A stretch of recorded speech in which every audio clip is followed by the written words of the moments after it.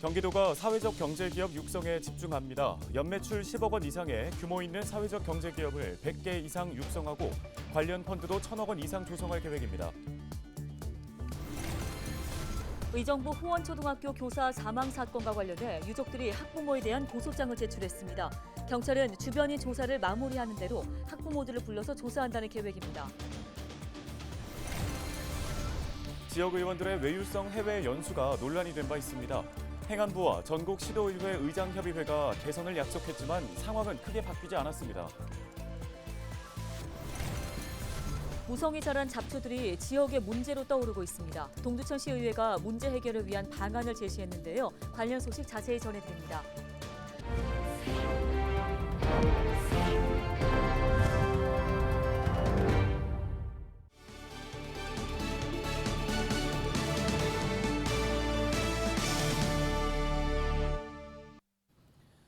시청자 여러분 안녕하십니까? 헬로티비 뉴스입니다. 사회적 약자를 위하고 공동체의 건강한 행복을 우선시하는 기업, 바로 사회적 경제기업인데요. 경기도가 사회적 경제기업 육성에 집중하기로 했습니다. 네, 연매출 100억 원 이상의 규모 있는 사회적 경제기업을 100개 이상 육성하고 또 관련 펀드도 1,000억 원 이상 조성한다는 계획입니다. 이재필 기자입니다. 경기도가 쇼케이스를 열고 경기도 사회적 경제 실현 비전을 발표했습니다. 비전은 크게 4가지. 임팩트 유니콘 기업 100개 육성과 성공한 사회적 경제 기업의 프랜차이즈화, 우선 구매 1조 원 시장 조성, 사회적 경제 조직 확대 등입니다. 특히 임팩트 유니콘 기업은 매출 100억 원 이상 또는 기업 가치 500억 원 이상인 사회적 경제 기업을 뜻하는 명칭으로 경기도가 직접 장명했습니다. 경기도는 2026년까지 1,000억 원 규모의 펀드를 조성하고 민간 연구개발 투자, 대기업과 공공기관 간 협업 등을 추진해 임팩트 유니콘 기업 100개를 육성한다는 계획입니다. 이뿐 아니라 경기도 지자체 공공구매 실적을 기존 4,200억 원에서 6,000억 원으로 늘리고 장애인을 비롯한 취약계층이 생산한 제품을 직접 구매하고 판로를 지원하는 등 사회적 경제 기업을 위한 우선 구매 1조 원 시장을 조성한다는 방침입니다. 사회적 경제를 통해서 공공과 시장이 시너지 효과를 낼 수 있어 우리가 더불어 사는 세상 또는 지속가능한 경제를 만드는 것이 저는 사회적 경제라고 생각을 합니다. 미래 먹거리입니다. 앞으로 우리 경제의 새로운 성장 동력이라고 저는 믿습니다. 경기도는 사회적 경제 기업의 육성을 위해 지난해 12월 사회적 경제국을 신설하고 경기도 사회적 경제원도 출범했습니다. 헬로티비 뉴스 이재필입니다. 의정부 호원초등학교 교사 사망과 관련해 교사 유족들이 학부모에 대한 고소장을 제출했습니다.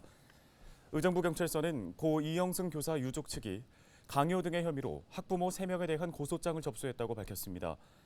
경찰은 고 이영승 교사의 휴대전화 4개를 확보해 포렌식을 진행하고 있으며 주변인 조사가 마무리되는 대로 피고소인 학부모들을 불러 조사할 계획입니다. 국내 3번째인 국립연천현충원 조성 사업 착공이 내년 8월에서 9월로 미뤄졌습니다. 국가보훈처에 따르면 국립연천현충원은 당초 올해 11월 공사를 시작할 예정이었지만 실시 설계 과정에서 사업비가 늘면서 예산 확보의 문제로 착공 시기가 내년 8월에서 9월로 미뤄졌습니다. 사업비는 당초 980억 원으로 추산됐지만 물가 상승 등으로 1,000억 원을 넘어서게 됐습니다. 이에 따라 준공 시기도 당초 2025년에서 2026년 상반기로 미뤄집니다.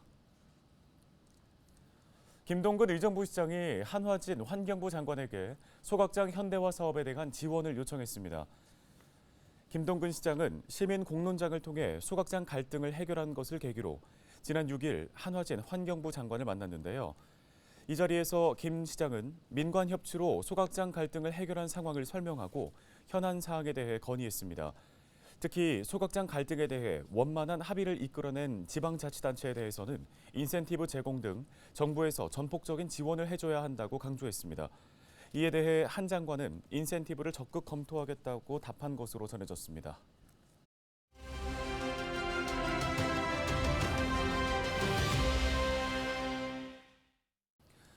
네, 다음 소식입니다. 어느 곳이든 잡초가 없는 곳을 찾기는 힘들죠.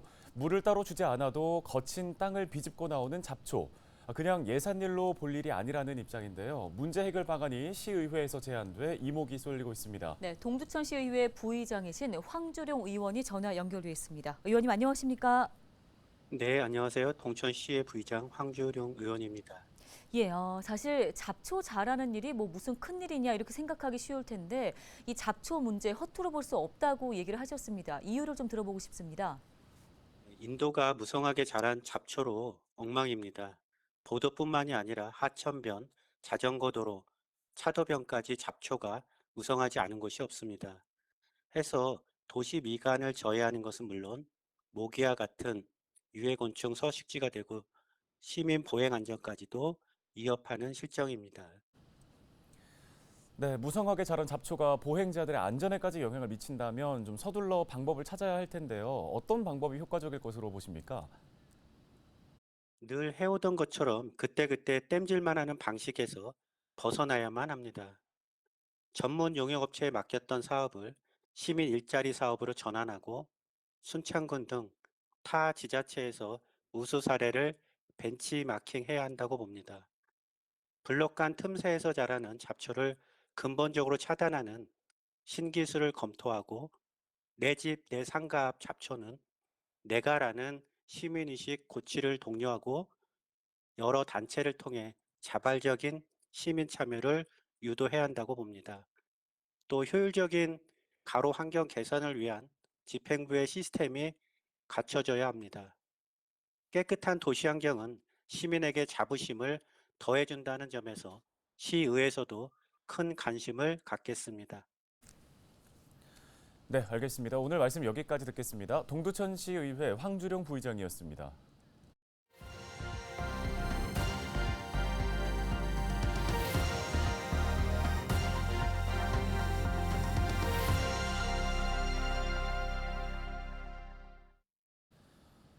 자치분권 확대를 위해 32년 만에 전부 개정된 지방자치법이 시행된 지 1년여가 지나고 있습니다.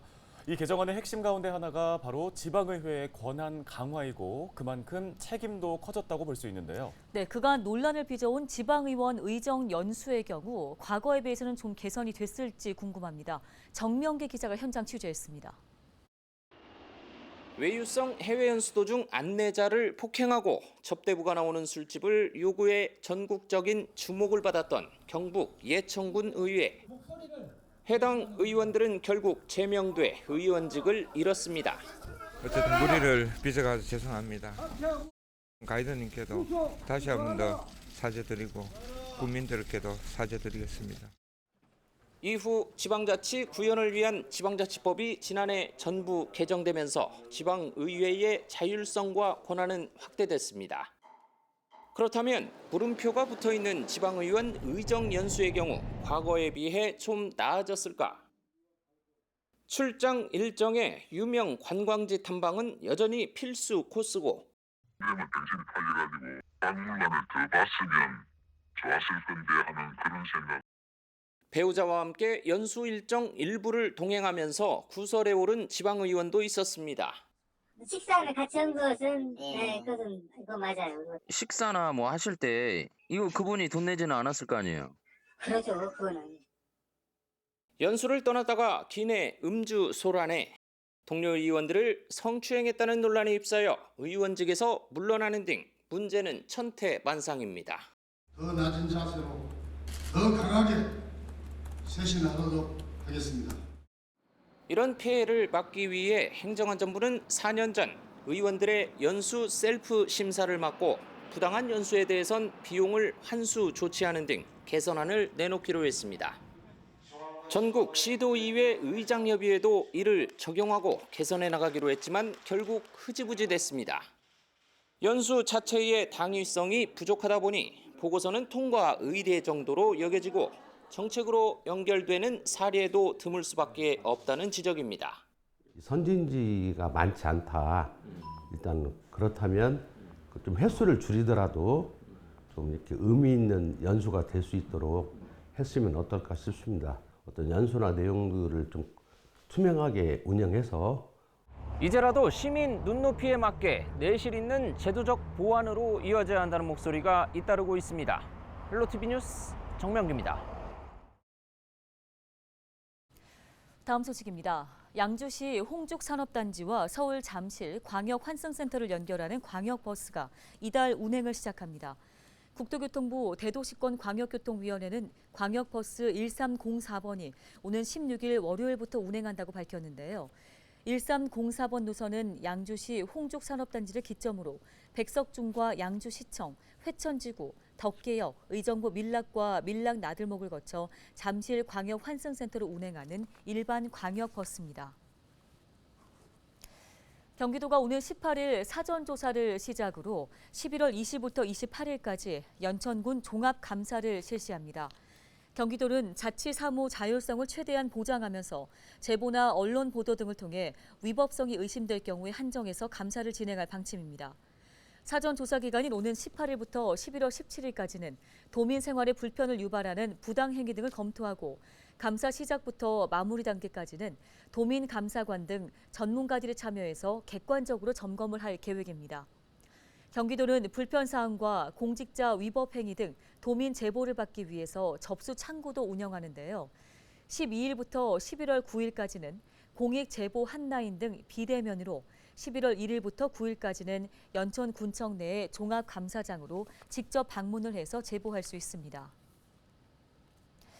양주시가 청년 전세 보증금 반환 보증료 지원 대상을 확대합니다. 전세 보증금 반환 보증료 지원 사업은 무주택 청년과 신혼부부의 전세 사기 피해 방지를 보증료를 최대 30만 원까지 지원하는 사업인데요. 전세 보증금 반환 보증보험에 가입한 만 39세 이하의 무주택 청년 가운데 임차 보증금과 연소득 등 요건을 충족할 경우 보증료를 지원받을 수 있습니다.